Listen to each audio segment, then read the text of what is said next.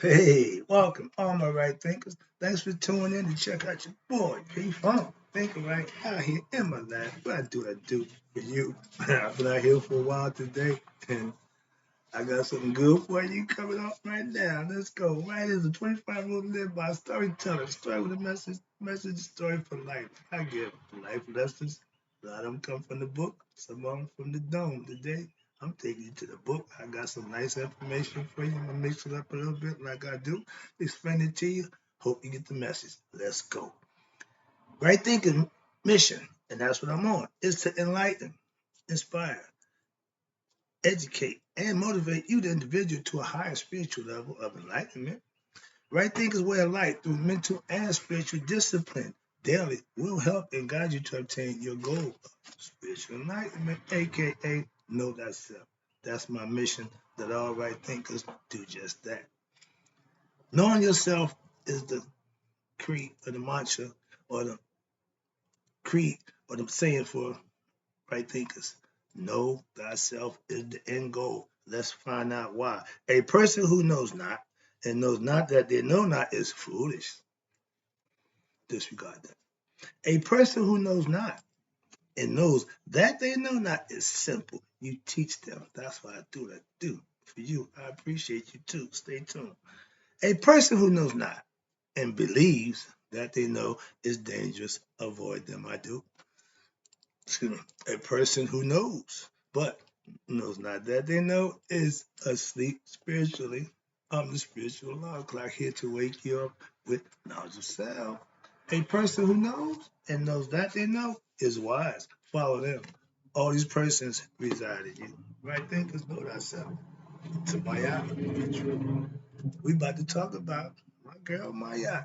And to show you how important in the severity of who she is and what she represents. Right thinkers, let's talk about, first of all, how to become a qualified right thinker by following the path of Maya philosophy. And we're going to first deal with the offering of Maya. Then we're going to slide over to the per em Haru of talking about, again, Maya. But I'm going to end up with how to become a qualified right thinker. Let's start with the top, off the top. It was said, Maya,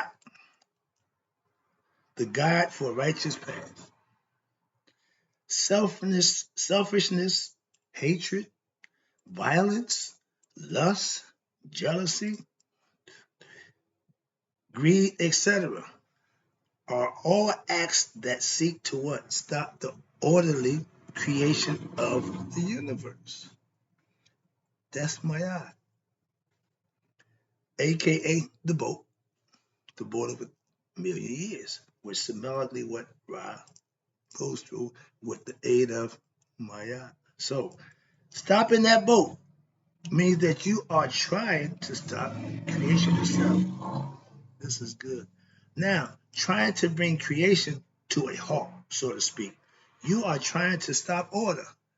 Going against Maya, that's what it's like. You are trying to stop righteousness and truth. That's what Maya represents. If that were to happen, this whole world will come to an end. If we don't uphold Maya, we got problems. Okay, just as much as that sun don't rise. Okay, so that's the severity of Maya. That's how important she is. And it was said the offering of Maya symbolizing what? The ultimate act of righteousness.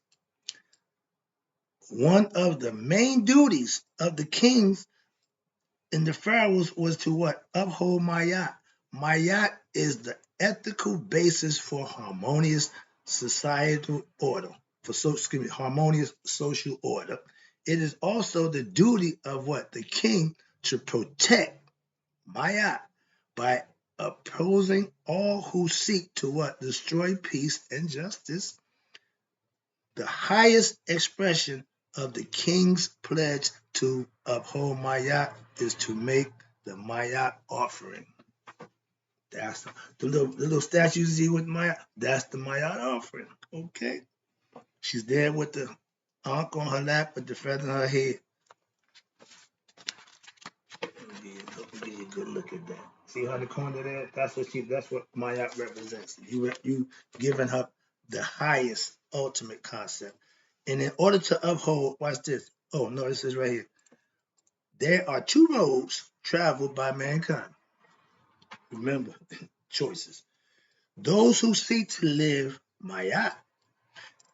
I'm one of them. Right thinkers? That's us. But then you got those who seek to satisfy their animal passions. Those are the ones who believe, don't know, but believe they know. That's them. And the ones who don't know and don't know they know, that's them.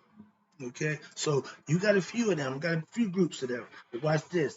Mastery of self, passions, allows divine thought and action.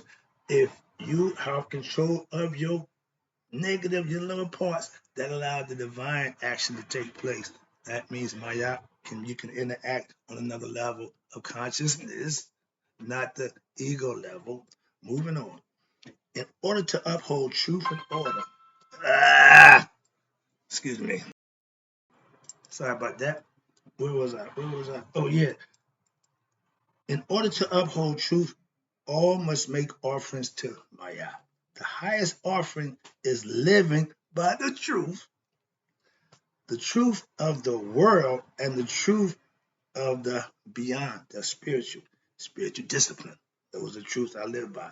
Even the king must make offerings of to Maya. One of the main duties of the king is to what? Uphold righteousness, order, and truth. Why? So that there may be a continued prosperity and peace in the land. I guess that's what the president's supposed to do, right? He ain't come close, so we know that ain't happening. And so watch this. So there may be what? Perpetuation of the culture and its civilization. Here is making SETI one is making an offering to Maya of Maya to Asar. There's a picture right there. This inscription can be seen in the temple of SETI one in Adbo. Moving on. I'm going down here, quick phrase. The following Commission proverbs are injunctions of Maya. It states there are two roads travel. Oh, that we just did that. Okay, I moved through that. Moving on. Let me get over here. Let's deal with the per and okay. When you pass the scales of Mayat, you go into the next chamber to go see Asa on the throne. He sits, okay, with Aset and Nephthys with him on the throne. But I didn't get to show you, but in the picture, when he going in, I knew it states, O Lord, Asar, Nefer, soul of creation, on foremost the netherworld, I am Haru, your son. I announce that I bring a righteous soul to see you, O divine Lord. Sound familiar? Haru escorts you to his father, where he sits at the right hand. Okay? Concepts. Watch this. Now, there's a scene in the papyrus of Ani, and perhaps the second most recognized scene in the text of the Per and Haru. Why? Ani is another initiate who passed the scales of Maya. I want to show you this particular slide, why, to give you indication of what would be happening in the inner shrine. This is the concept. Watch this. Note that when Ani goes into details and give you indication, this is Haru stating, O Lord, referring to his father, I am your son, here with the person who initiated, who passed the throne to meet you. Okay. The aspirant had gone through the balance of scales already and has been judged to be righteous. Therefore, Haru announces him. Traditionally, a priest wearing Haru headdress would play the part of Haru. Okay, you got three personalities. A priest and two priestesses represent Asar, Isis, and Nephbet. Okay, they would be the shrine symbolizing the divine trinity. The initiate is led into the inner chamber by Haru. In the picture above, you note that the difference when he first walked in, Anu's hair is black when he entered the shrine. In the picture in the middle, note the difference between the depiction of Anu on the initiate, on the left side as compared to the right side. He came in, his hair was black. Anu on the right side, in the picture in the middle, his hair is white. That's what happens when the righteous initiate is being anointed. Something will change. His hair color changed. In the other picture, they had you with the clothes. You see in 1 minute, next minute, he's like a ghost. So there is a change, a transformation They had that concept. They understood it spiritually. Let me get this going. Almost done. Right. And that's called the great anointment. Again, yeah, you sound familiar. You Christians, in fact, Christos comes from the Greek term, which I sent a bunch of tapes out about that, which means the anointed one. And there is also an ancient Egyptian word with similar meaning, karas, K-A-R-A-S-T. It excuse me, mind you, the Nazarene anointment was recorded, watch this, as early as what pyramid text? 4000 BCE. Here, Anu is becoming an Ankh, becoming enlightened. And this is the final result of what? Maya practice. Knowing thyself and having a great awakening. Now, how to become a qualified right thinker? Right quick, let me run through this. Follow the path of Maya philosophy. That's the book I got right there. Maya philosophy teaches that if you adopt the path of life that leads to truth, you will discover peace and prosperity. Live right, do right, be right on a daily basis. You can't go wrong. Maya philosophy teaches that you have divine purpose to know thyself and become God-like and going into the afterlife. Maya philosophy teaches that if you're studying the wisdom of the Netherroot, you will discover what? Your purpose in life, which is to have a great awakening, to know thyself. Okay. Maya philosophy teaches that you become pure of heart when, through righteous living, you will discover God and immortality. Sounds good to me. Wrapping it up, last one. Maya philosophy teaches that you will succeed in life if you what? Learn about Maya philosophy from what? Your master teacher or sage and do what? Practice it every day. How to become a qualified right thinker, therefore, means following the path of what? Maya philosophy. That is how the Nihas, enlightenment, is achieved. Maya philosophy teaches if you adopt the right path, leads you to truth, you will attain peace and prosperity. Become a right thinker, follow Maya philosophy, master thyself, and most important, know thyself. I got to go. Hope the lesson was informative. I was trying.